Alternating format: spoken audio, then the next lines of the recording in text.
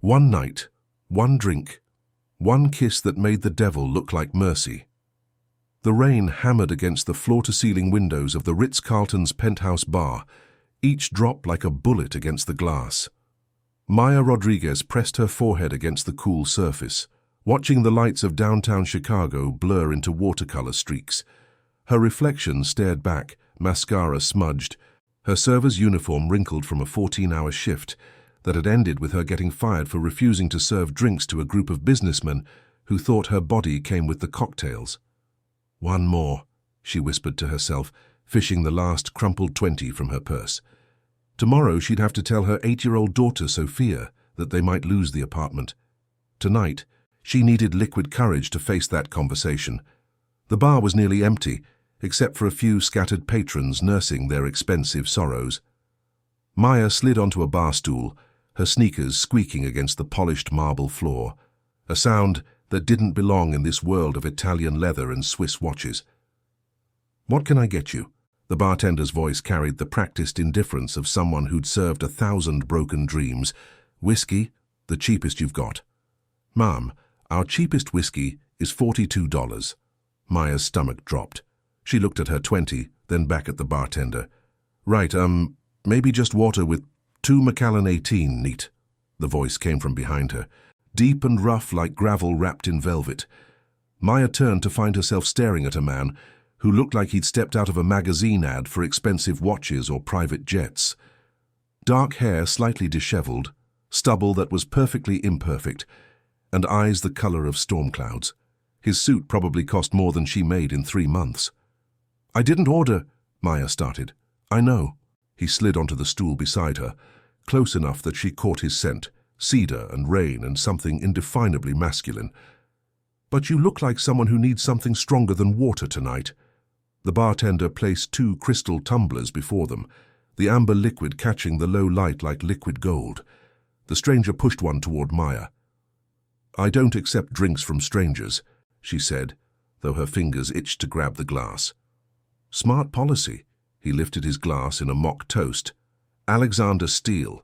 Now we're not strangers." The name hit her like a physical blow. Alexander Steele, CEO of Steele Industries, the real estate mogul whose face graced the covers of Forbes and Fortune. The man who owned half of Chicago's skyline, including the building where she'd just lost her job. "You're him."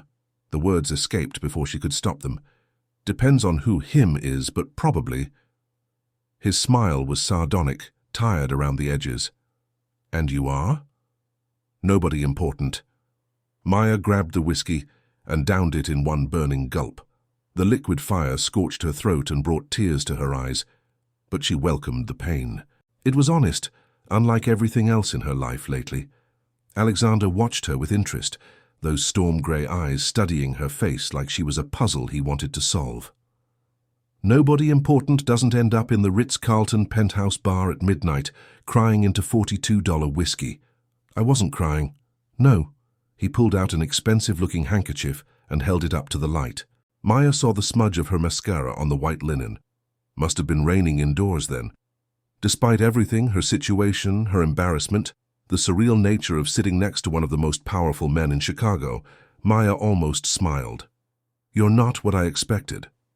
"What did you expect?" "Horns. Maybe a pitchfork."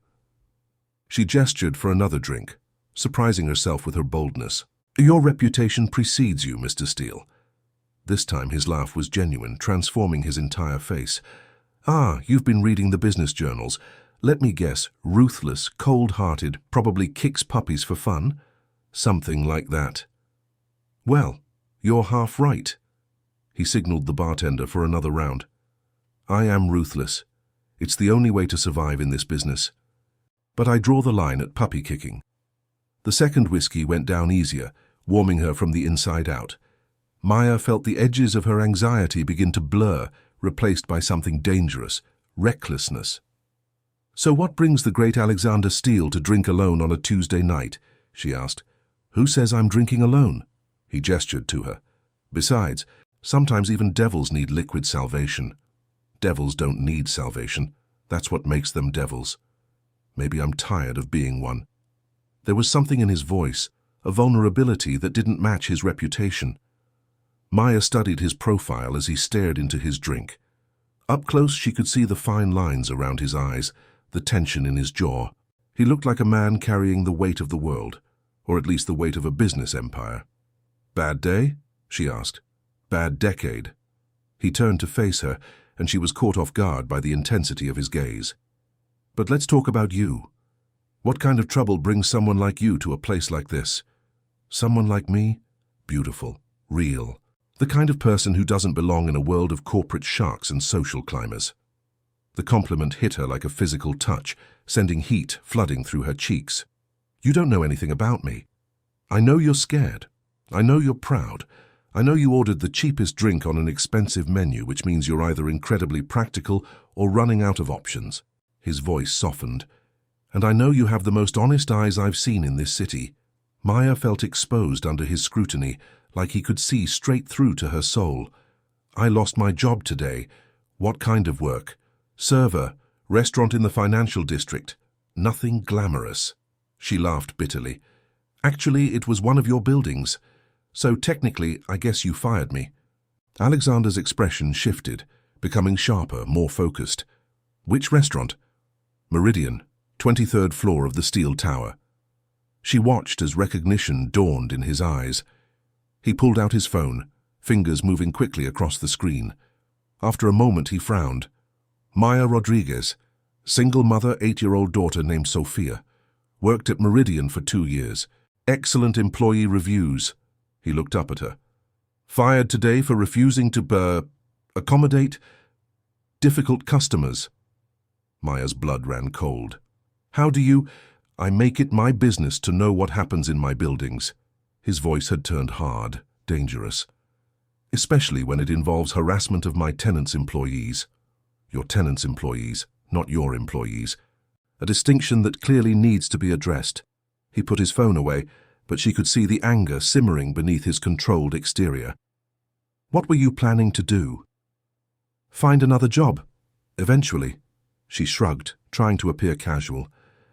"Until then, Sophia and I will figure something out." "You're putting on a brave face, but you're terrified." It wasn't a question, and Maya didn't bother denying it. "Terrified doesn't pay rent." Alexander was quiet for a long moment, swirling the whiskey in his glass. When he spoke again, his voice was careful, measured. "I have a proposition for you. If it involves anything remotely resembling what those businessmen suggested, you can—" "It's a job." He cut her off smoothly. "A real job. My personal assistant quit yesterday. Apparently I'm impossible to work for and have unrealistic expectations." Her words, not mine. Maya stared at him. "You're offering me a job, just like that?" "Just like that. You don't know anything about my qualifications, my experience. I know you have integrity.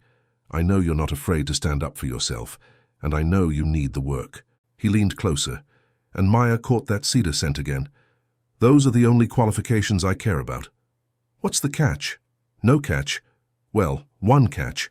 His smile turned wicked. "You'd have to work for the devil." The alcohol was making her bold, or maybe it was the way he looked at her, like she mattered, like she was worth something more than her circumstances.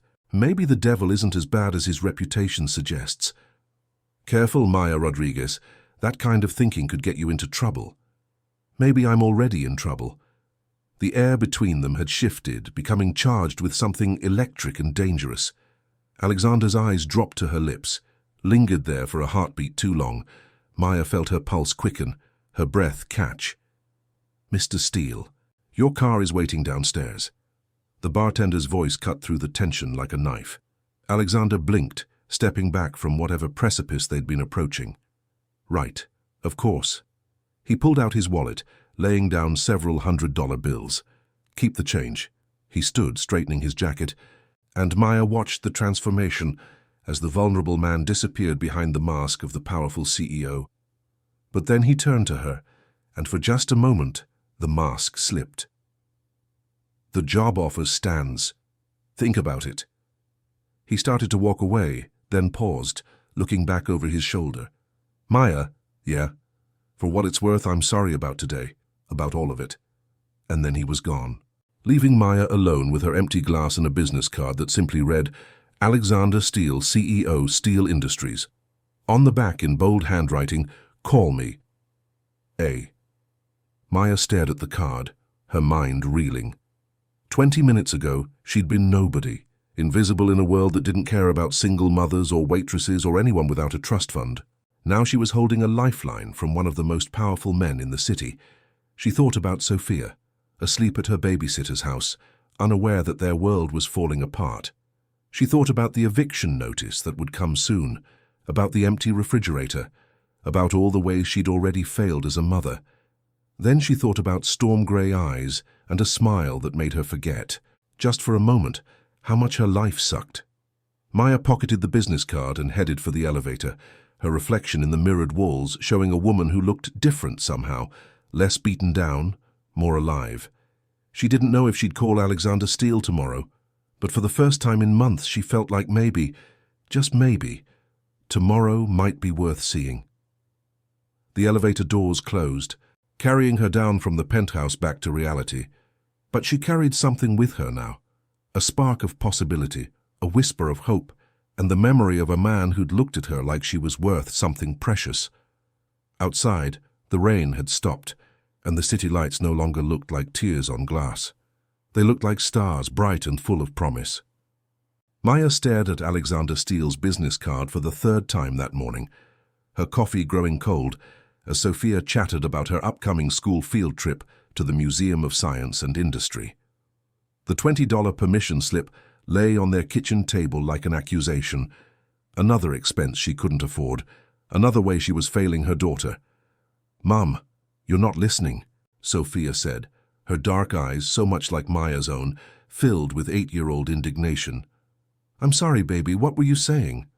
"I said Mrs. Patterson asked if you could chaperone the field trip. She needs more parents, and I told her you're the best mom ever, and you'd totally say yes." Sophia's smile was pure sunshine, completely unaware of their dire financial situation. Maya's heart clenched. The field trip was next Friday, the same day she'd need to be out looking for work if she didn't call the number on the business card. "Honey, I might have to work that day, but you don't have a job right now." Sophia's logic was as sharp as ever. "So you can come, right?" Before Maya could answer, her phone buzzed. Unknown number. Maya Rodriguez. The voice was unmistakable, that rough velvet that had haunted her dreams for the past 3 days. Alexander Steele. "Mr. Steele." Maya glanced at Sophia, who had gone back to her cereal, thankfully distracted by the back of the cereal box. I was actually going to call you today." "Were you?" There was amusement in his voice. "And what were you going to say?" Maya walked into the living room, lowering her voice. Their apartment was small, tiny really, just 2 bedrooms in Logan Square, but it was home. Or it would be, if she could make next month's rent. "I was going to ask about the job. The details, I mean." "The details are simple. You'd be my personal assistant. Salary is $90,000 a year, plus health insurance and bonuses based on performance." Maya's knees went weak. $90,000 was more than she'd made in the past 2 years combined. That's very generous. It's competitive for the position. The work isn't easy, Maya. I travel frequently for business, I work long hours, and I have very little patience for incompetence.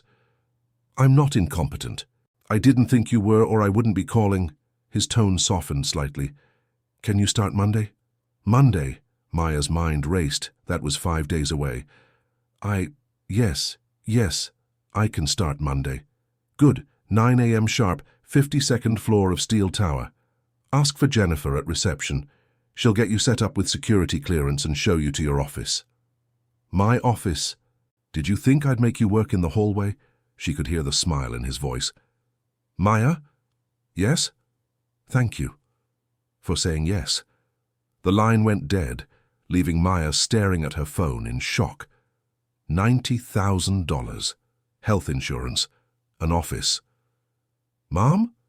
Sophia appeared in the doorway, school backpack slung over her shoulder. "Who was that?" "My new boss, I think." "You got a job." Sophia launched herself at Maya, wrapping her arms around her waist. "That's awesome. Does this mean we can get pizza tonight? And maybe I can get those new sneakers with the lights in them?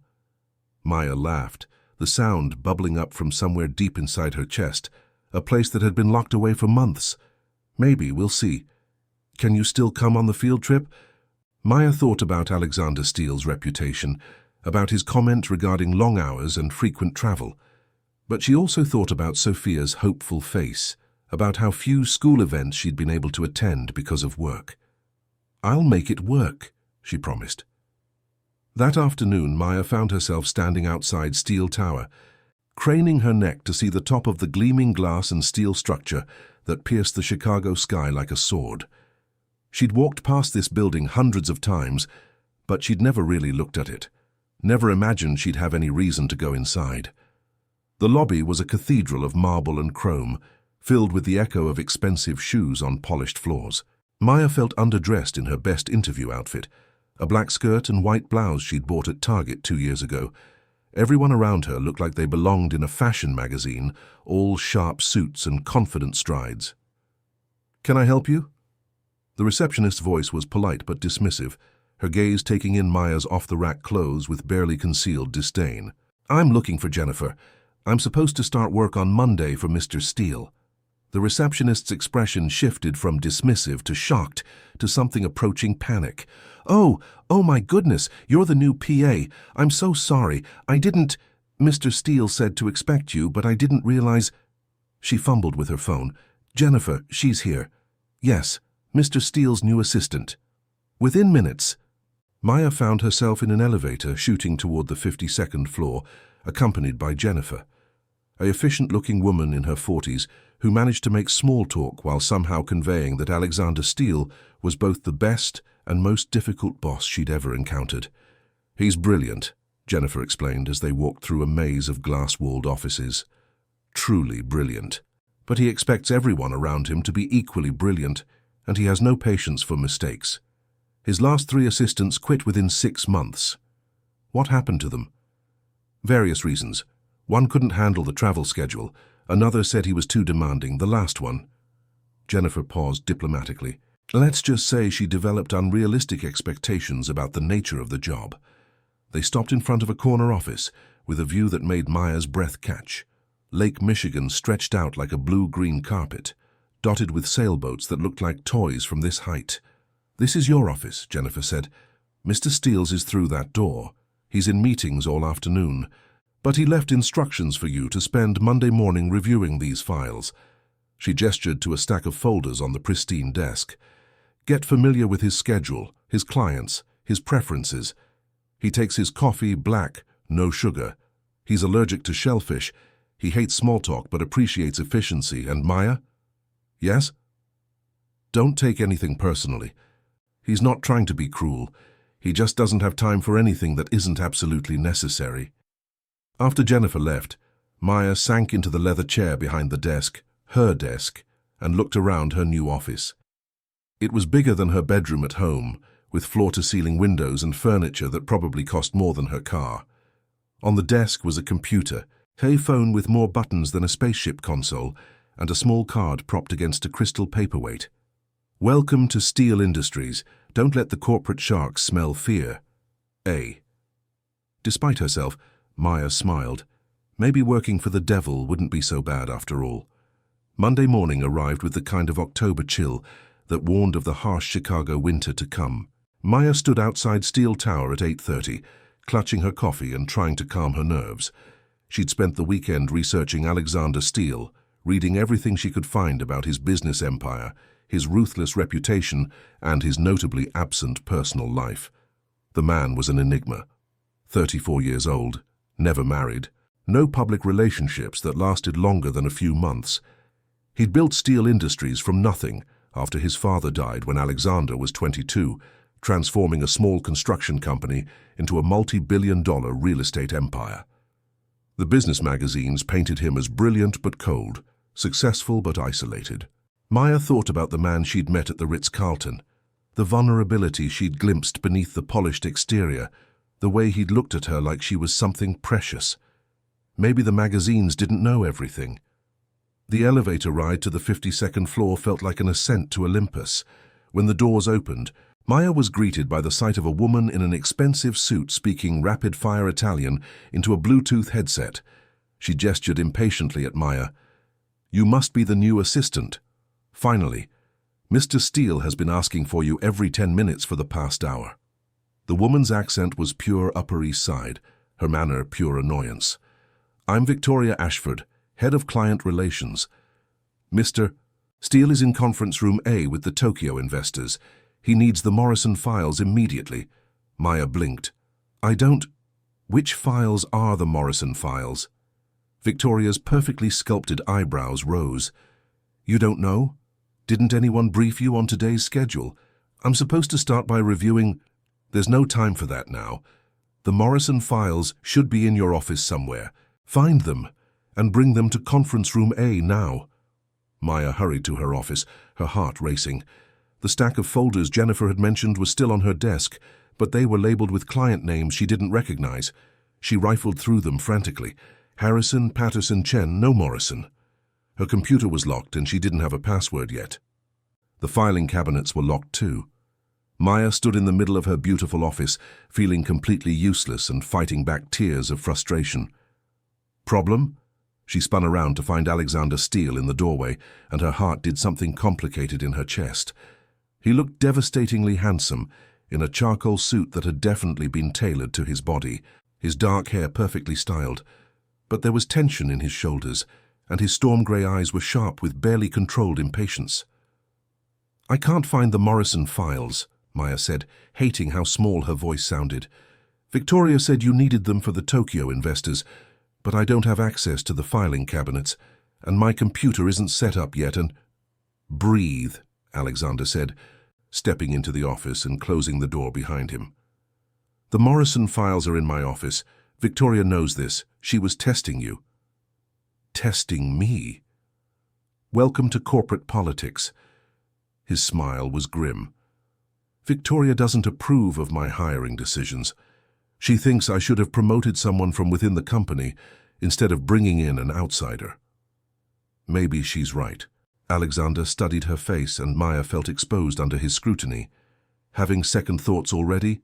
"No, I don't know anything about this world. I don't know the clients, the procedures, the politics. I'm going to make mistakes." "Everyone makes mistakes. The question is whether you learn from them." He moved closer, and Maya caught his scent, cedar and rain and something darker. "The Tokyo meeting went well, by the way. We closed the deal. Without the Morrison files?" "I never needed the Morrison files. That meeting was about the Akimoto project. Completely different client." His smile turned wicked. "Victoria sent you on a wild goose chase to rattle you. The question is, are you rattled?" Maya lifted her chin. "Not anymore." "Good, because we have work to do." Alexander gestured to her desk. "Sit. Let's get you properly set up." For the next 2 hours, Alexander walked Maya through the labyrinthine world of steel industries. He showed her how to access his calendar, how to prioritize his calls, how to handle his travel arrangements. He was patient but exacting, explaining each system twice but expecting her to remember everything perfectly. Maya found herself fascinated by the way his mind worked. Quick, analytical, always 3 steps ahead. He juggled a dozen different projects simultaneously, keeping track of details that would have overwhelmed lesser mortals. She began to understand why his previous assistants had quit. Working for Alexander Steele would be like trying to keep up with a hurricane. "Questions?" he asked after explaining his travel preferences for the 4th time. "Just one. Why me?" Alexander paused in his review of the filing system. "What do you mean?" "You could have hired anyone, someone with experience, someone who already knows this business. Why take a chance on a waitress from Logan Square?" For a moment, Maya thought he wasn't going to answer. He stood with his back to her, looking out at the city skyline, his hands clasped behind his back. "Do you know what I see when I look out this window?" he asked finally. "Chicago? Power, money, success." His voice was flat, emotionless.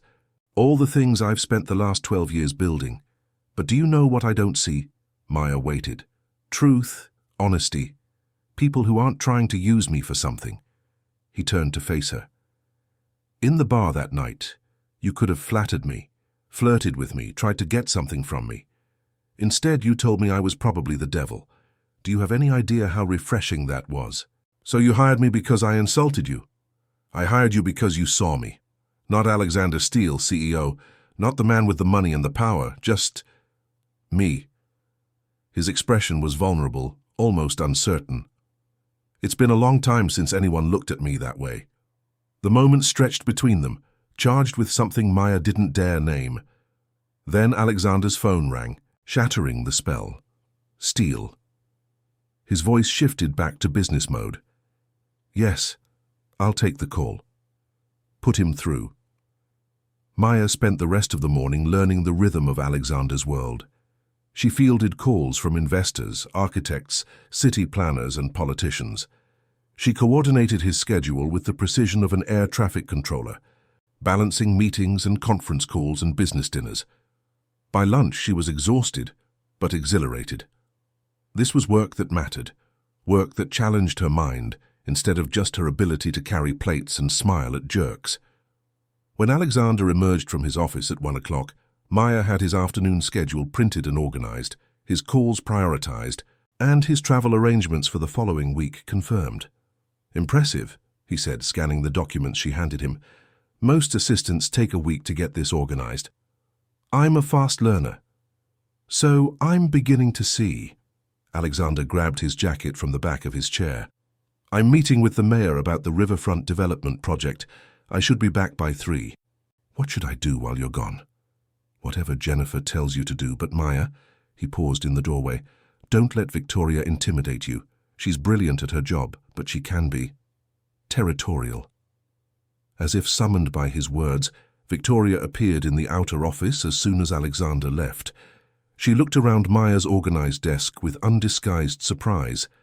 Well, she said, her tone grudgingly impressed, perhaps you're not completely hopeless after all. Just hopeless enough to keep things interesting, Maya replied sweetly. Victoria's smile was sharp as a blade. We'll see about that. Alexander has a dinner meeting tonight with the Blackstone Group, 7:30 at Alinea. Make sure his tuxedo is pressed and waiting in his office, and arrange for his car to pick him up at 7. Maya nodded, making notes. Anything else? Yes. The Blackstone Group is old Chicago money, very traditional, very conservative. They don't approve of Alexander's unconventional hiring practices. I'd suggest you make yourself scarce when they arrive to collect him. The dismissal was clear, but Maya kept her expression neutral. Of course. Victoria started to leave, then turned back. Oh, and Maya, Alexander's last assistant thought she was special too, thought he saw something in her that no one else could see. It didn't end well for her. What happened to her? She forgot that this is a job, not a fairy tale. Alexander Steele doesn't do happy endings, he does business deals. I'd advise you to remember the difference. As Victoria's heels clicked away down the marble hallway, Maya stared after her, wondering if the warning was meant to protect her or scare her away. Maybe both. Maya was arranging Alexander's pressed tuxedo in his office when she heard voices in the hallway, deep, cultured tones that spoke of private schools and trust funds. The Blackstone Group had arrived early. She moved toward the door, intending to slip out discreetly as Victoria had suggested, but froze when she heard her own name. Rodriguez. Apparently he hired her off the street. The voice was male, older, with the kind of casual cruelty that came from a lifetime of looking down on others. A waitress, if you can believe it. Alexander always was too sentimental for his own good, another voice replied. This one female and brittle with disapproval. First he insists on hiring from the construction crews instead of bringing in proper project managers, and now this. It's that working-class background of his. He never quite learned how to maintain appropriate boundaries. Maya pressed herself against the wall beside the door, her cheeks burning with humiliation. She knew she should leave, but something kept her frozen in place.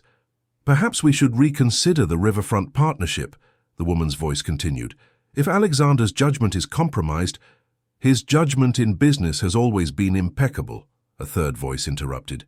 Personal assistants are easily replaced. Visionary developers are not. Still, it's concerning. What kind of message does it send when the CEO of Steel Industries hires his help from... From where exactly? Alexander's voice cut through the conversation like a blade, cold and dangerous. Maya heard footsteps as he approached, could picture the intimidating figure he must cut in his perfectly tailored suit. Alexander. The brittle woman's voice suddenly turned warm and welcoming. We were just discussing my hiring practices. Yes, I heard. Alexander's tone remained arctic. Tell me, Margaret, exactly what qualifications do you think are necessary for a personal assistant position? Well, that is to say, a certain level of education, breeding. Breeding? Alexander's laugh held no warmth. Are we hiring racehorses or human beings? You know what I mean. Alexander, standards, proper background checks, someone who understands our world. Our world. Alexander repeated the words like they tasted bitter. And what world is that exactly? The world where we judge people by their bank accounts instead of their abilities. The world where we assume someone's worth is determined by their zip code? Now see here. Steele. The older male voice had turned huffy, indignant. No, Charles, you see here. Maya Rodriguez has more integrity in her little finger than most of the people I've met in our world. She's intelligent, hard-working, and honest, qualities that seem to be in short supply among the well-bred elite. Maya's heart hammered against her ribs. He was defending her, at the risk of losing a major business deal. Alexander, please, let's not let personal feelings cloud. Personal feelings? Alexander's voice turned deadly quiet. My personal feelings are that people should be judged by their character, not their pedigree. If that philosophy troubles you, perhaps we should indeed reconsider our partnership. The silence that followed was deafening. Maya held her breath, waiting. Of course not, Charles finally said, his tone conciliatory. We simply want what's best for steel industries. Your success is our success. How reassuring. Alexander's sarcasm could have cut glass. Shall we proceed to dinner? I'd hate to keep the restaurant waiting while we debate the class system. Maya heard footsteps moving away, the conversation shifting to safer topics like weather and traffic. She waited until she was sure they were gone before sinking into Alexander's chair, her legs shaky with adrenaline and something else she didn't want to name. He had defended her, not just politely deflected criticism, but actively defended her against people whose opinions clearly mattered to his business. Victoria's warning echoed in her mind. Alexander Steele doesn't do happy endings. He does business deals. But what kind of man risked a business deal to protect his assistant's honor? Maya was still pondering that question 3 hours later when she heard the elevator ding in the outer office. She looked up from the quarterly reports she'd been organizing to see Alexander walking toward her, his tuxedo jacket slung over his shoulder, his bow tie hanging loose around his neck. How did the dinner go? She asked, though she could read the answer in the tight line of his jaw. About as well as could be expected, after I essentially told some of Chicago's most influential investors to go to hell. Alexander loosened his collar, looking suddenly tired. The Blackstone Group has decided to take some time to consider their options. I'm sorry, that's my fault. Alexander paused in the doorway to his office. How is it your fault? If you hadn't hired me, they wouldn't have questioned your judgment. You wouldn't have had to defend Maya. Alexander's voice was sharp enough to cut her off mid-sentence. He walked back to her desk, bracing his hands on the surface and leaning forward until their faces were inches apart. Listen to me very carefully. I have never, not once, apologized for hiring someone based on merit instead of connections. I'm not about to start now. Maya stared into his storm-gray eyes, mesmerized by the intensity she saw there. But the deal? There will be other deals. There's only one you. The words hung between them, loaded with implications that made Maya's pulse race. Alexander seemed to realize what he'd said because he straightened abruptly, running a hand through his hair. It's late, he said, his voice carefully neutral. You should go home to Sophia. How did you... Maya caught herself. Of course he knew about Sophia. He seemed to know everything. I had my security team run a background check before I hired you. Standard procedure. Alexander's expression softened slightly. 8 years old, honor roll student, wants to be a marine biologist when she grows up. You really did your homework. I make it my business to know about the people I trust. He moved toward his office, then paused. Maya, thank you. For what? For staying.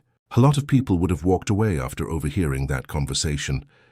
A lot of people don't need this job as badly as I do. Is that the only reason you stayed? Maya considered the question, thinking about the way her heart had raced when she heard him defend her, the way she felt when he looked at her like she was something precious. No, she said quietly. It's not the only reason.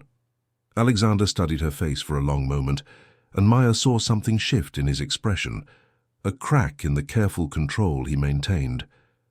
That's what I was afraid of, he said softly. Then he was gone, disappearing into his office and leaving Maya alone with her racing heart and a growing certainty that working for Alexander Steele was going to be far more complicated than she'd imagined. 3 weeks into her new job, Maya had settled into a rhythm that felt almost normal. She arrived at Steele Industries at 8:30 every morning, armed with Alexander's coffee and a detailed rundown of his day. She fielded his calls, managed his schedule, and somehow managed to anticipate his needs before he voiced them. The work was challenging but rewarding, and Maya found herself looking forward to the mental stimulation each day brought. More than that, she found herself looking forward to seeing Alexander, their brief conversations, the rare moments when his carefully maintained facade slipped to reveal the man underneath. He was nothing like his reputation suggested. Yes, he was demanding and exacting, but he was also fair. He never asked her to work late without offering overtime pay, and when she mentioned needing to leave early for Sophia's school conference, he didn't hesitate to approve the time off. How did it go? He asked when she returned from the conference, looking up from the contract he was reviewing. Really well, actually. Sophia's teacher says she's reading at a 5th grade level, and her science grades are exceptional. Maya couldn't hide her pride. She wants to be a marine biologist, like you mentioned. Smart kid, takes after her mother. Alexander's smile was genuine, transforming his entire face. Are you still worried about the field trip? Maya was touched that he remembered. A little. I've never chaperoned a school event before. What if I mess it up? You won't mess it up. You're good with people, Maya. It's one of your strengths. Since when do I have strengths? Since always. You just needed someone to point them out. Alexander leaned back in his chair, studying her with those penetrating grey eyes. You're organized, intuitive, unflappable under pressure. You handle difficult clients better than assistants with twice your experience. Maya felt warmth spread through her chest. Victoria would disagree with that assessment. Victoria disagrees with most of my decisions on principle. Alexander's expression turned wry. She'll come around eventually, or she won't, and I'll find someone who will. You'd fire her? She's been with the company for years. Loyalty is a two-way street, Maya. I value employees who are committed to the company's success, not those who undermine it with office politics. Before Maya could respond, her phone rang. She glanced at the caller ID and felt her stomach drop. I need to take this, she said, grabbing her phone and stepping into the hallway. Maya Rodriguez. The voice was crisp, professional, and completely unwelcome. This is Maya. This is Janet Morrison from Morrison Property Management. I'm calling about your rent situation. Maya's blood turned to ice. She'd been dreading this call for days, hoping her first paycheck from Steele Industries would arrive in time to avoid it. I understand there's been some confusion, Maya said carefully, keeping her voice low. I should have the payment to you by the end of the week. Ms. Rodriguez, your rent was due 3 weeks ago. We've already issued one extension, and frankly, we can't afford to carry tenants who can't meet their obligations. Please, I just started a new job. The first paycheck should... I'm sorry, but we're going to need you to vacate the premises by Friday. You'll receive formal notice by courier this afternoon. The line went dead, leaving Maya staring at her phone in shock. Evicted. After everything, the new job, the hope, the possibility of a better life, she was going to be homeless. Maya. She turned to find Alexander watching her with concern, his dark brows drawn together in a frown. Is everything all right? Maya forced a smile, the same bright, fake expression she'd perfected during her waitressing days. Of course, just a personal call. But Alexander had spent years reading people, negotiating deals, seeing through facades. His eyes narrowed slightly. Maya. Really, it's fine. Just some apartment stuff. Nothing I can't handle. What kind of apartment stuff? Maya looked into those storm-grey eyes and felt her carefully constructed composure crumble. To her horror, tears began to spill down her cheeks. "I'm getting evicted," she whispered. "Friday. I thought I could catch up once I got my first paycheck, but it's not coming in time. And now they want us out, and I don't know where Sophia and I are going to live." Alexander's expression darkened. "How much do you owe?" "It's not your problem." "How much, Maya?" 3 months' rent, $4,800. The number felt enormous, impossible. I've been trying to catch up since I lost my job at Meridian, but it just kept adding up. Alexander pulled out his phone, fingers moving across the screen with quick efficiency. "What's your landlord's name?" "You can't." "What's your landlord's name?" His tone brooked no argument. "Morrison Property Management, but Alexander, I can't let you." "Maya, stop." He put his hands on her shoulders, the touch sending warmth through her entire body. "Let me help you. I'm not a charity case. You're my employee, my responsibility, and more than that," he stopped himself, jaw tightening. "I'm calling them now." Maya watched in stunned silence as Alexander spoke with someone at Morrison Property Management, his voice carrying the kind of authority that moved mountains and changed minds. Within 5 minutes, he'd arranged to pay her back rent in full, plus an additional month's rent, to ensure she wouldn't face eviction again. "You didn't have to do that," Maya said when he hung up. "Yes, I did." "Why?" Alexander was quiet for a long moment, his hands still resting on her shoulders. Maya was acutely aware of his touch, of the way he was looking at her like she was something precious and fragile. "Because I can't stand the thought of you and Sophia being hurt by something I have the power to prevent," he said finally. The honesty in his voice made Maya's breath catch. "Alexander, this is dangerous," he said softly, his thumbs brushing across her shoulders in a gesture that was probably unconscious but felt incredibly intimate. "What is?" "This. Whatever's happening between us." His eyes searched her face. "I'm your boss, Maya. There are lines that shouldn't be crossed. Then maybe you should step back. Maybe I should." But he didn't move, didn't release her shoulders. If anything, he seemed to lean closer. "God help me, I don't want to."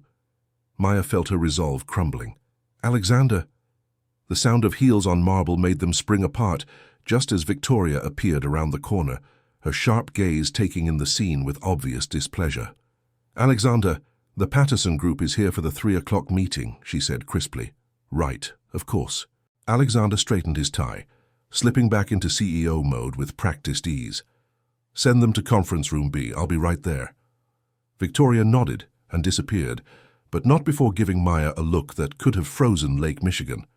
"We should get back to work," Alexander said, his voice carefully professional. "Alexander, about the rent, consider it an advance on your salary. We can work out a payment plan." He started toward his office, then paused. "Maya?" "Yes?" "What I said before. About this being dangerous. I meant it. For both of us." Maya watched him walk away, her shoulders still tingling where his hands had touched her. She knew he was right. Whatever was happening between them was dangerous, complicated, potentially disastrous. But as she thought about Sophia, safe in their apartment thanks to Alexander's intervention, and about the way he'd looked at her like she was worth protecting, Maya realized she was already in far too deep to turn back now. Friday afternoon arrived grey and drizzling, perfect weather for Maya's mood, as she stood outside the Museum of Science and Industry, with 23 excited third graders and 4 other parent chaperones.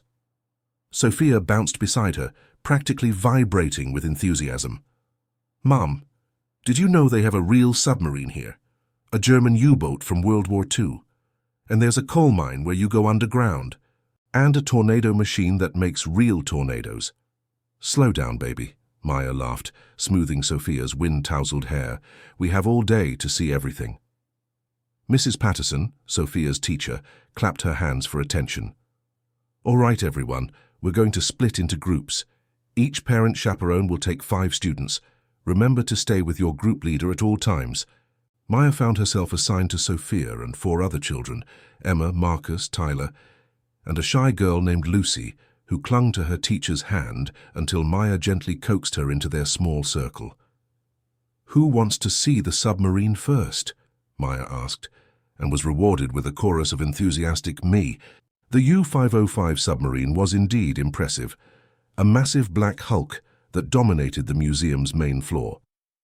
As they walked through the narrow corridors, Maya listened to the tour guide explain how the submarine had been captured during World War II, how the sailors had lived in such cramped conditions for months at a time.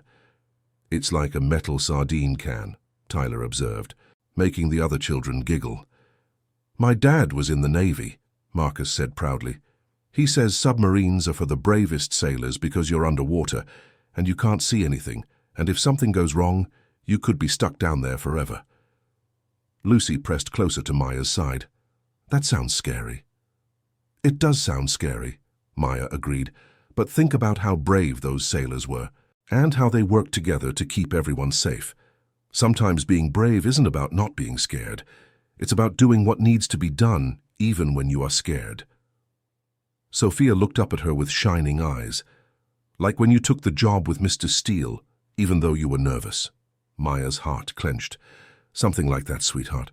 They spent the morning exploring the museum's exhibits, from the coal mine to the tornado simulation to the hands-on science experiments. Maya found herself enjoying the experience more than she'd expected, delighting in the children's wonder and excitement. During lunch in the museum's cafeteria, her phone buzzed with a text message. "Alexander. How's the field trip going?" Maya smiled, glancing around to make sure the children were occupied with their sandwiches before responding. "Maya. Good. Sophia is having the time of her life." Alexander. "And you?" Maya. "Better than expected. Thanks for encouraging me to do this." Alexander. "Thank you for listening. I know it's not easy balancing work and being a mother." Maya stared at the message, touched by his understanding.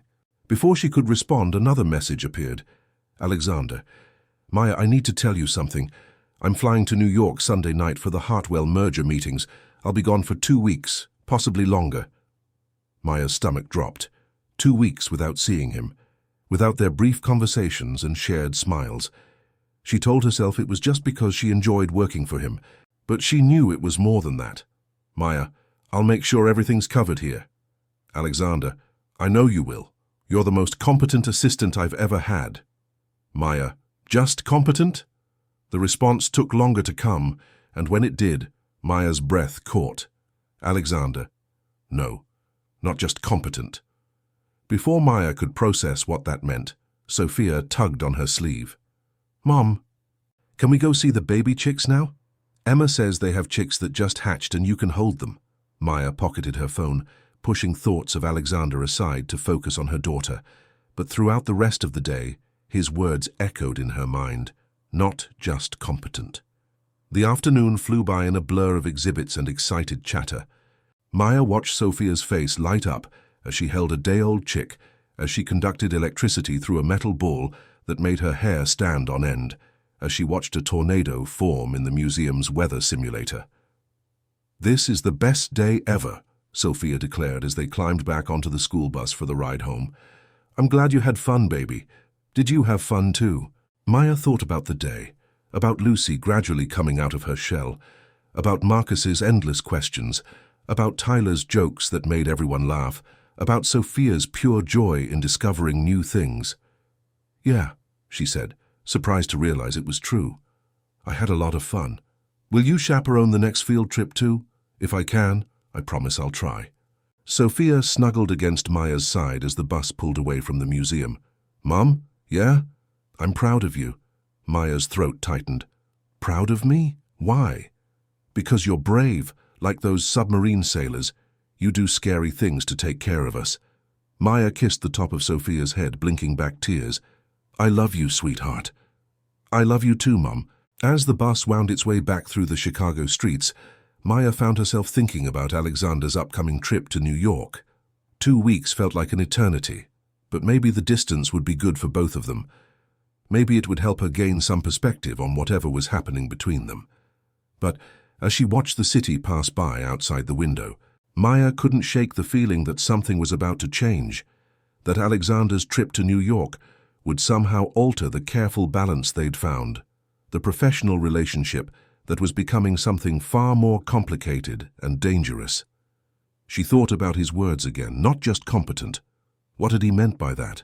And why did the thought of not seeing him for 2 weeks make her chest ache with something that felt suspiciously like longing? Maya closed her eyes and tried to push the thoughts away, but Alexander Steele had gotten under her skin in a way that terrified and thrilled her in equal measure. 2 weeks apart might be exactly what she needed, or it might be the thing that made her realize just how deep her feelings had already gone. Sunday evening came too quickly, bringing with it a restless energy that had Maya pacing her apartment like a caged animal. Alexander's flight to New York was scheduled for 9 o'clock, and she found herself checking the clock every few minutes, counting down the hours until he would be gone. Sophia was sprawled on the living room floor, working on a drawing of the submarine from their museum trip. "Mom, you're making me dizzy with all that walking around." "Sorry, baby." Maya forced herself to sit on the couch, but her leg bounced with nervous energy. "Are you worried about work tomorrow?" Maya considered the question. Tomorrow she'd go to Steele Industries and manage Alexander's calendar, handle his calls, deal with Victoria's subtle hostility, all without Alexander there to provide his steadying presence. "A little," she admitted. "Mr. Steele must trust you a lot to leave you in charge while he's gone." "I'm not in charge, honey. I'm just keeping things organized until he gets back." Sophia looked up from her drawing with 8-year-old wisdom that sometimes caught Maya off guard. "Same thing, isn't it?" Before Maya could respond, her phone rang. Alexander's name appeared on the screen, and Maya's pulse quickened. "Hello?" "Maya." His voice sounded tired, strained. "I'm at O'Hare, about to board. I wanted to call before I lost signal. Is everything okay?" The Hartwell deal is more complicated than we initially thought. There are some irregularities in their financial reports that my team discovered during due diligence. This trip might take longer than 2 weeks. Maya's stomach sank. "How much longer?" "I don't know. Could be a month, possibly longer. I may need to bring in federal investigators if we uncover evidence of fraud." "Fraud?" Maya lowered her voice, moving into the kitchen so Sophia couldn't overhear. "Is it serious?" "Potentially very serious. Hartwell Industries handles billions in government contracts. If there's corruption involved..." Alexander's voice trailed off. "Maya, I need you to know that if this gets ugly, there could be fallout for Steele Industries. Media attention, investigations, people looking for any excuse to tear down what we've built." "What are you saying?" "I'm saying that being associated with me might become a liability. If you want to start looking for another position..." "Alexander, stop." Maya's voice was sharp with something that might have been panic. "I'm not going anywhere." The silence stretched between them, filled with all the things neither of them was saying. "Maya, whatever happens, we'll deal with it. Together. That's what partnerships are for, right?" "Partnerships?" Alexander repeated the word like he was testing its weight. "Is that what we have?" Maya's heart raced. What else would it be? Another long pause. "I should go. They're boarding my flight." Alexander. "Wait. Take care of yourself, Maya, and Sophia. I'll call you tomorrow." The line went dead, leaving Maya staring at her phone and feeling like something precious had just slipped through her fingers. The next morning, Maya arrived at Steele Industries to find the office buzzing with nervous energy. Word of Alexander's extended absence had spread, and without his commanding presence to keep everyone focused, the staff seemed to be looking for direction. Victoria appeared at Maya's desk before 9 o'clock, her expression smugly satisfied. "I suppose Alexander briefed you on the Hartwell situation before he left?" "He mentioned some complications," Maya said carefully. "Complications." Victoria's laugh was sharp. "That's one way to put it. The FBI is opening an investigation into Hartwell's government contracts. Alexander is now the key witness in a potential federal fraud case." Maya felt the blood drain from her face. "The FBI?" "Oh yes, and when the media gets wind of this, which they will probably by this afternoon, Steele Industries will be front-page news. The question is whether we'll be seen as heroes who exposed corruption or conspirators who enabled it." Alexander would never enable fraud. Of course not. But perception is reality in our business, Maya, and Alexander's judgment has been questionable lately. Victoria's gaze was pointed, clearly referring to Maya's hiring. Before Maya could respond, her phone rang. The caller ID showed a number she didn't recognize. Alexander Steele's office, this is Maya. Ms. Rodriguez, this is Agent Sarah Chen with the FBI. I need to speak with Mr. Steele immediately regarding the Hartwell Industries investigation. Maya's heart hammered. Mr. Steele is traveling. Can I take a message? This is an urgent matter, Ms. Rodriguez. We need Mr. Steele to return to Chicago as soon as possible for questioning. Questioning. Maya's voice came out as a squeak. He's not under suspicion at this time, but his testimony is crucial to our investigation. How soon can he return? Maya thought about Alexander's words the night before, about the investigation taking months. I'll need to speak with him and get back to you. After Agent Chen hung up, Maya immediately called Alexander's cell phone. It went straight to voicemail. Alexander, it's Maya. The FBI called. They want you back in Chicago for questioning about Hartwell. Please call me as soon as you get this. The rest of the morning passed in a blur of phone calls, meeting cancellations, and barely controlled chaos. Maya fielded calls from reporters, investors, and clients, all wanting to know about Alexander's involvement in the Hartwell investigation. She deflected as best she could, but with each call, the situation seemed to spiral further out of control. By lunchtime, the story had hit the business journals. Maya read the headlines with growing horror. Steele Industries CEO key witness in federal fraud investigation. Alexander Steele's Hartwell connection. What did he know and when? FBI probes billion-dollar government contract scandal. Victoria appeared at Maya's desk with a tablet in her hand, her expression grim. It's getting worse. Someone leaked that Alexander discovered the irregularities during due diligence, but they're spinning it like he might have been involved all along. Maya scanned the article Victoria showed her, her heart sinking with each paragraph. Anonymous sources suggested that Alexander had been negotiating with Hartwell for months before the merger talks became public. Financial analysts questioned whether Steele Industries had profited from insider knowledge of government contracts. This is all lies, Maya said. Of course it is, but lies make better headlines than truth. Victoria took the tablet back. Maya, I need to ask you something, and I need you to be honest with me. Okay. Is there anything at all in Alexander's personal or professional life that could be used against him? Any relationships, any decisions, any associations that might look questionable under federal scrutiny? Maya thought about the night she'd met Alexander, about his decision to hire her despite her lack of experience, about the way he'd defended her to the Blackstone Group, about the moment in his office when he'd touched her shoulders and admitted that whatever was happening between them was dangerous. I don't know, she said quietly. Victoria's eyes narrowed. You don't know or you don't want to tell me? Before Maya could answer, her phone rang again. This time, it was Alexander. Thank God, Maya breathed, grabbing the phone. Alexander, where are you? At JFK, about to catch a flight back to Chicago. His voice was tight with controlled anger. Maya, I need you to listen carefully. The FBI is going to want to interview everyone who works closely with me. That includes you. Me? Why would they want to interview me? Because you're my assistant. You have access to my calendar, my files, my communications. They'll want to know what you've seen, what you know about my business dealings. Maya's hands started to shake. What should I tell them? The truth. Always the truth, Maya. No matter what questions they ask, no matter how they try to twist your words, you tell them exactly what you know, and nothing more. Alexander, I'm scared. I know. I'm sorry. I never wanted you to get dragged into this mess. His voice softened. Maya, there's something else. The media is going to start digging into my personal life, looking for any angle they can use. They're going to find out about you. Find out what about me?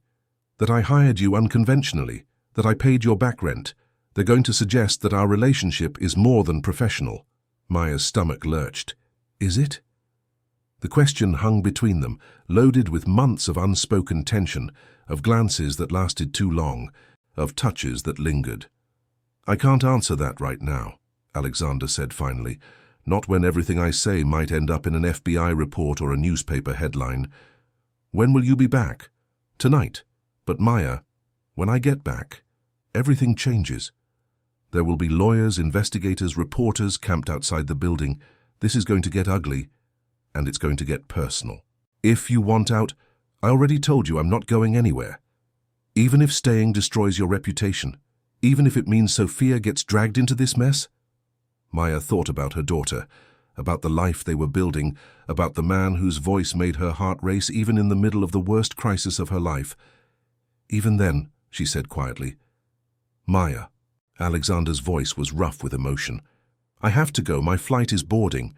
But I need you to know, whatever happens next, these last few weeks with you have been the best part of my life in a very long time. The line went dead, leaving Maya staring at her phone and wondering if she'd just made the biggest mistake of her life, or the bravest decision she'd ever made.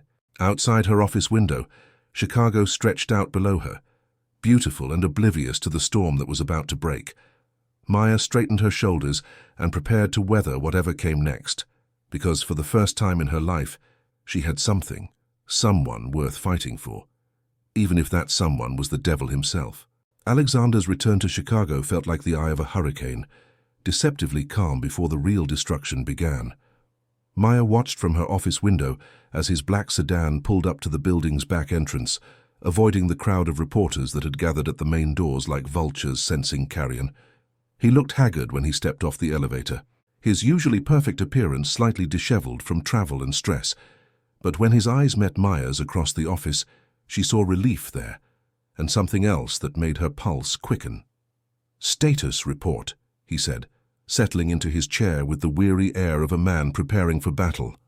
Maya handed him a thick folder, 17 interview requests from reporters, 43 calls from clients asking about the investigation, and Agent Chen called 3 more times. She's waiting for your call. Alexander rubbed his temples. What about the Blackstone Group? They've suspended the Riverfront project pending the outcome of the investigation.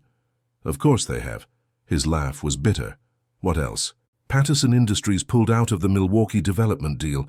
Morrison Group is reassessing their partnership terms. And, Maya hesitated. And? The board of directors has called an emergency meeting for tomorrow morning. Victoria thinks they might try to force you to step down temporarily. Alexander's expression hardened. Over my dead body. Alexander, no, Maya. I built this company from nothing. I'm not stepping aside because of some witch hunt based on lies and innuendo. He stood, pacing to the window. What about personal security? Have you been bothered by reporters? Not yet, but Victoria thinks it's only a matter of time. Maya joined him at the window, where they could see the crowd of media personnel below. She also thinks the FBI will want to interview me soon. They will. Maya, I need you to understand something. When they interview you, they're going to ask about our relationship. They're going to want to know if there's anything beyond professional between us. Maya's heart hammered.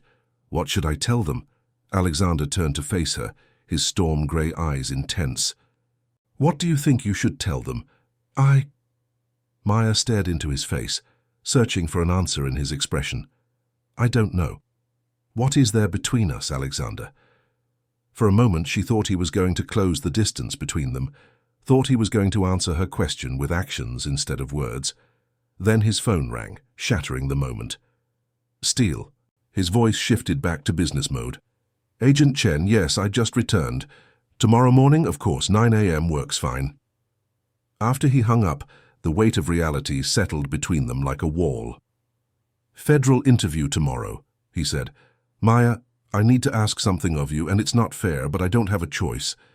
Anything. I need you to be careful about what you say, how you say it, who you say it to. The FBI will be recording everything, and any statement you make could be taken out of context or used in ways you don't expect. You're asking me to lie? I'm asking you to be smart. Alexander's voice was gentle but firm. If they ask about our professional relationship, tell them the truth. You're my assistant. You handle my calendar and correspondence. You've never seen anything improper in my business dealings. If they ask about anything personal, he paused. Use your judgment. Maya nodded, but inside her thoughts were churning. What exactly was there to hide? The fact that she was attracted to him, that he'd defended her to investors, that he'd paid her back rent. Or was there something more? Something she didn't even realize she knew. The next morning arrived grey and forbidding, with the kind of October chill that warned of the harsh winter to come. Maya arrived at work to find the media circus had doubled in size overnight, and she had to use the employee entrance to avoid the cameras. Alexander was already in his office when she arrived, dressed in his most severe business suit and looking every inch the intimidating CEO. But Maya could see the tension in his shoulders, the careful control he was maintaining. "Ready?" she asked, as ready as one can be for an inquisition. His smile was grim. "Maya, whatever happens today, don't." She held up a hand. "Whatever you're about to say sounds like a goodbye, and I'm not ready for goodbyes." His expression softened. "This isn't over, Maya. No matter what they try to do to me, to us, this isn't over." At 9 o'clock sharp, Agent Chen arrived with her partner, a serious-looking man named Agent Rodriguez, who reminded Maya uncomfortably of her ex-husband's lawyer, all sharp edges and calculating eyes. Maya was interviewed first in a conference room with a recording device sitting on the table like an accusation. Agent Chen was professional but thorough, asking about Maya's duties, her access to Alexander's files, her knowledge of his business dealings. "Have you ever observed any inappropriate contact between Mr. Steele and representatives from Hartwell Industries?" Agent Chen asked. "No. Have you ever been asked to schedule meetings, place calls, or send communications that seemed unusual or secretive?" "No. Mr. Steele is very transparent about his business dealings." "What about personal communications? Has Mr. Steele ever asked you to handle personal matters that might be considered outside the scope of a normal assistant's duties?" Maya hesitated. This was where it got complicated. Was paying her rent a personal matter? Was defending her to investors crossing professional boundaries? "Mr. Steele occasionally asks me to handle personal scheduling, dinner reservations, travel arrangements. Nothing unusual for an executive assistant position." Agent Chen made notes. "Ms. Rodriguez, what is the nature of your personal relationship with Mr. Steele?" "We don't have a personal relationship. He's my boss." "No social interactions outside of work? No personal conversations, gifts, financial arrangements?" Maya's mouth went dry. "Financial arrangements?" "We understand that Mr. Steele recently paid your back rent to prevent an eviction. Can you explain the circumstances of that arrangement?" Maya felt trapped. They knew. Somehow they already knew about the rent payment, which meant they'd been investigating more than just the Hartwell connection. "Mr. Steele offered me an advance on my salary when he learned I was having financial difficulties. It was a standard employee assistance situation." An advance of $4,800 on a new employee's salary seems unusually generous. Was this advance based on merit, or were there other factors involved? The implication was clear, and Maya felt heat flood her cheeks. "It was based on the fact that I needed help, and he was in a position to provide it. Nothing more." "Ms. Rodriguez, I need to ask you directly. Are you romantically involved with Alexander Steele?" Maya stared at Agent Chen, acutely aware that her answer would be recorded, analyzed, potentially broadcast to the world. She thought about Alexander's warning to be careful, to use her judgment. She also thought about the way he'd looked at her in his office, the electricity that sparked between them every time they touched, the conversation that had been building towards something neither of them was ready to name. "No," she said finally, "I am not romantically involved with Mr. Steele." It was technically true. Whatever was happening between them hadn't crossed into romance, not yet. But Maya could see in Agent Chen's expression that the technical truth wasn't necessarily convincing. The interview continued for another hour, covering everything from Maya's background to her daily responsibilities to her observations of Alexander's behavior and business practices. By the time it ended, Maya felt wrung out and emotionally exhausted.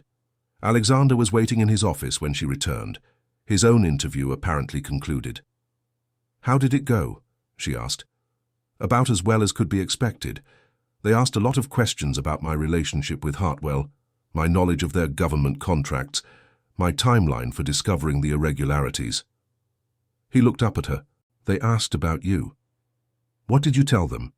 "The truth, that you're my assistant, that you're competent and trustworthy, that our relationship is professional." His eyes searched her face. "What did you tell them?" "The same thing."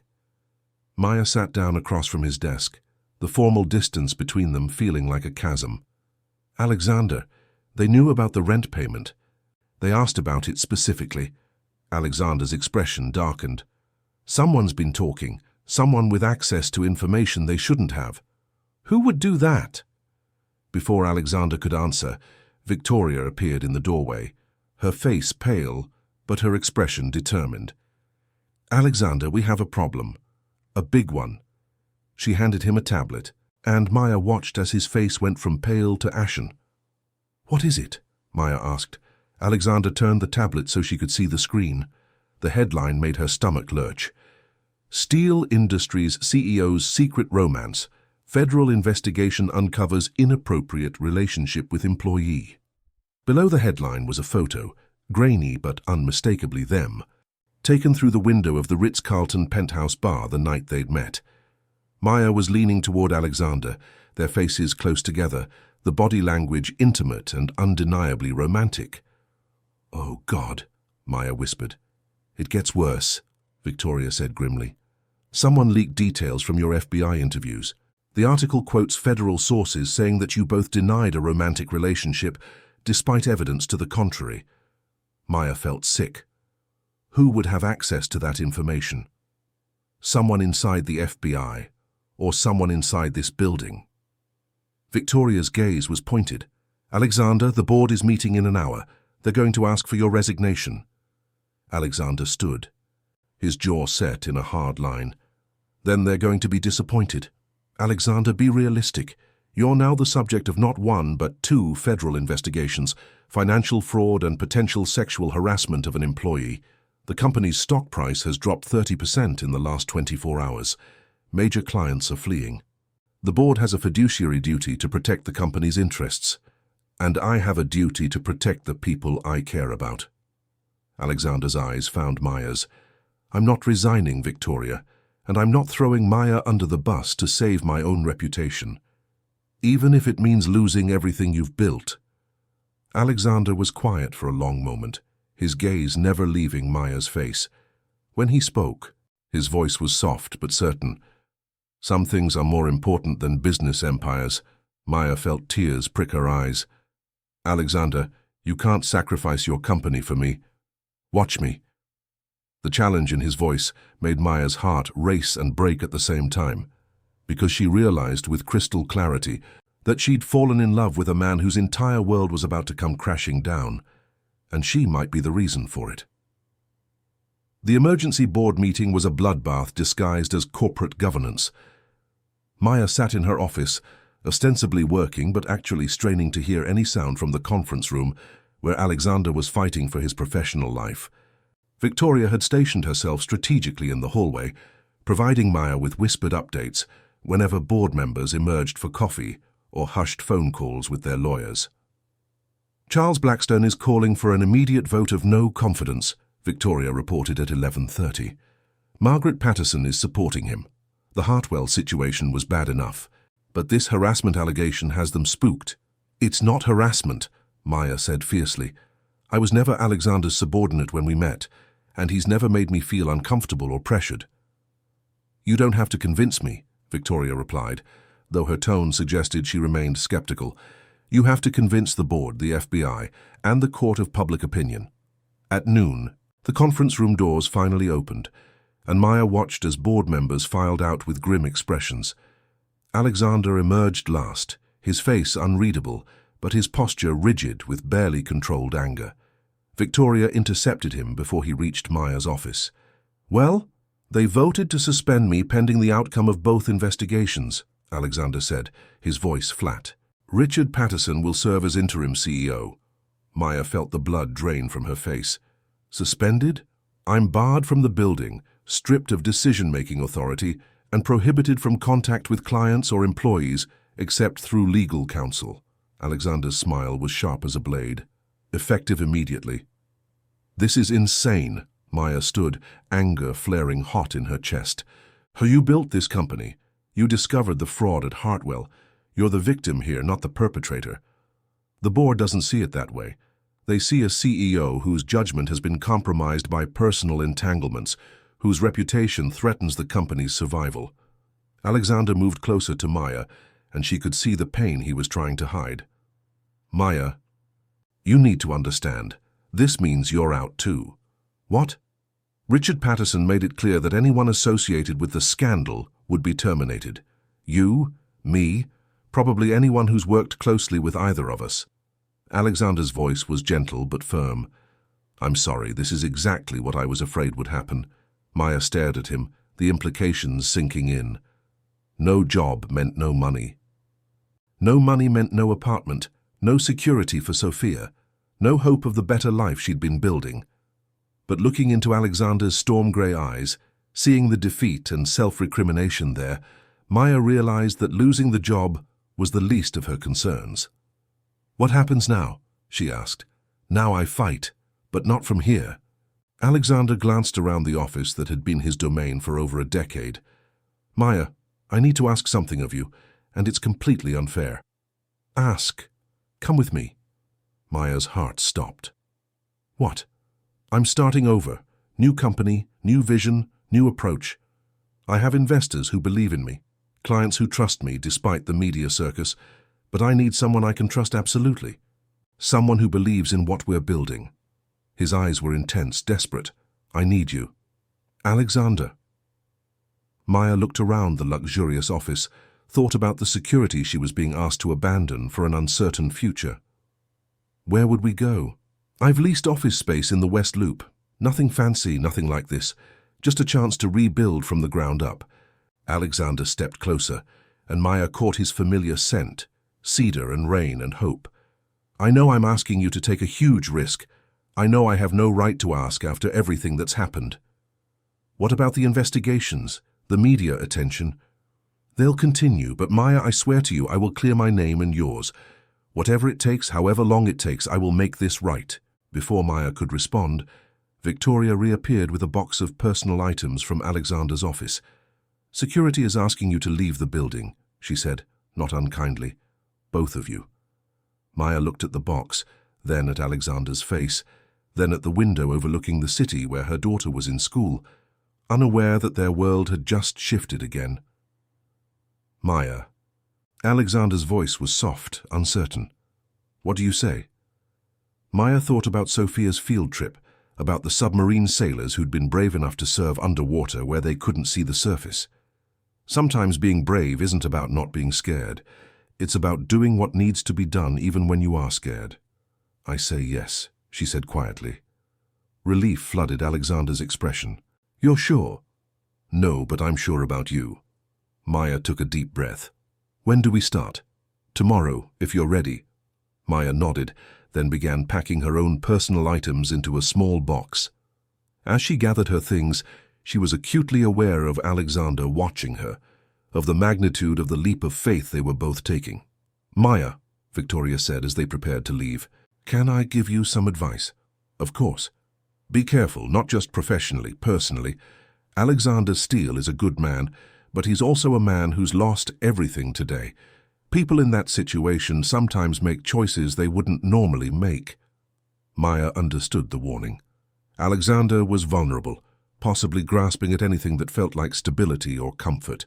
Their attraction to each other might be intensified by the crisis, creating a false intimacy that could disappear once the dust settled. I'll be careful, she promised. But as they rode the elevator down together, as Alexander's hand brushed hers while reaching for the button, as she caught him looking at her, with something that went far beyond professional respect, Maya wondered if it was already too late for careful. They emerged from Steel Tower into a chaos of flashing cameras and shouted questions. Maya instinctively moved closer to Alexander, who placed a protective arm around her shoulders as they pushed through the crowd. Mr. Steele, is it true you've been suspended? What's your response to allegations of sexual harassment? Are you and Ms. Rodriguez romantically involved? Alexander kept his expression neutral, his arm steady around Maya as they made their way to his car. But just before they reached it, one reporter's question stopped him cold. "Mr. Steele, how do you respond to allegations that you've been under FBI surveillance for months, and that your relationship with Ms. Rodriguez was part of a pattern of using your position to exploit vulnerable employees?" Alexander turned, his face dark with fury. "That's a lie. Then why did you pay her rent? Why hire someone with no experience for a high-level position? What did she do to earn such unusual generosity?" Maya felt Alexander's arm tighten around her, felt the tremor of rage that ran through his body. For a moment, she was afraid he might do something that would make everything worse. Instead, he looked directly into the news cameras, his voice clear and unwavering. "Maya Rodriguez is the most competent, ethical, and trustworthy person I've ever worked with. She earned her position through merit, and she's earned my respect through her character. Anyone suggesting otherwise is either misinformed or deliberately malicious." But the financial arrangement was an employee assistance program that any decent employer would provide to a valued team member facing temporary hardship. Alexander's smile was sharp. "Unless you're suggesting that helping people in need is somehow inappropriate." The reporter pressed on. "What about the romantic relationship?" Alexander paused and Maya held her breath. She could feel the cameras focused on them, could sense that whatever he said next would define their story in the public mind. "Ms. Rodriguez is many things to me," he said finally. "She's my business partner, my trusted advisor, and someone whose judgment I value more than anyone else's. If that relationship develops into something more in the future, it will be because we choose it freely, not because of any professional pressure or impropriety." Maya's heart hammered as they finally reached the car. As Alexander held the door for her, she caught his eye. "Thank you," she said softly. "For what?" "For defending me, for telling the truth." Alexander's expression was intense, vulnerable. "Maya, what I said back there, about our relationship developing into something more, I know. Do you? Because I meant it. Every word." As they drove away from the chaos of Steele Tower, Maya realized that everything had changed, not just their professional situation, but the careful boundaries they'd maintained around their feelings for each other. The crisis had stripped away pretense and polite distance, leaving them with nothing but honesty and the terrifying possibility of something real. Tomorrow they would start over in a new office with an uncertain future. Tonight, Maya had to go home and explain to Sophia why Mommy's job had changed again, why their lives were about to become even more complicated. But for the first time in months, Maya wasn't afraid of the uncertainty, because for the first time in her life she wasn't facing it alone. The new office was a far cry from the gleaming heights of Steele Tower. Located in a converted warehouse in the West Loop, it had exposed brick walls, industrial lighting, and windows that faced an alley rather than Lake Michigan. But as Maya set up her desk in the space that would serve as both reception area and her office, she felt something she hadn't expected. Excitement. "It's not much," Alexander said, emerging from what would be his office with his sleeves rolled up and dust on his expensive shirt. "But it's ours." "It's perfect," Maya replied, and meant it. There was something honest about the space, something real that had been missing from the corporate grandeur of their previous workplace. They'd been working for 3 days, setting up systems and reaching out to the clients who'd remained loyal despite the media circus. Alexander had managed to secure funding from a group of private investors who believed in his vision for ethical development practices, and Maya found herself energized by the challenge of building something from scratch. "Any word from Agent Chen?" Alexander asked, settling into the folding chair that currently served as his desk chair. "She called this morning. They want to schedule another interview with both of us next week." Maya hesitated. "Alexander, there's something else. A reporter called asking about Sophia." Alexander's expression hardened. "What kind of questions?" "About her father, about our living situation, about whether I've used my relationship with you to benefit her in any way." Maya's voice was tight with anger. "They wanted to know if you've met her, if you've given her gifts, if she's ever been to your apartment." "Vultures." Alexander stood, pacing to the window. "Maya, we need to discuss security arrangements for both of you." "Security arrangements." The media attention isn't going to die down anytime soon. If anything, it might get worse before it gets better. I want to hire a private security firm to keep an eye on Sophia's school to make sure no one approaches her. Maya felt a chill run down her spine. You think they would try to talk to an 8-year-old? I think they would do anything for a story. And Sophia is innocent in all this. She doesn't deserve to be dragged into our mess. The thought of Sophia being approached by strangers, being asked questions about her mother's relationship with Alexander, made Maya feel sick. What do you suggest? I have a contact at a private security firm, discreet, professional. They can provide protection without Sophia even knowing about it. Alexander turned back to Maya. There's something else we need to discuss. Maya waited, sensing from his tone that whatever came next would be significant. My lawyer thinks the FBI investigation is going to drag on for months. The media attention will likely continue for just as long. Living under that kind of scrutiny, building a new business while fighting federal charges. Alexander paused. It's going to be hell, Maya. And I need you to understand that being associated with me means you'll be living in hell too. We've been through this. No, we haven't. Not really. Alexander moved closer, his expression intense. Maya, what if I don't survive this? What if the investigations destroy my reputation permanently?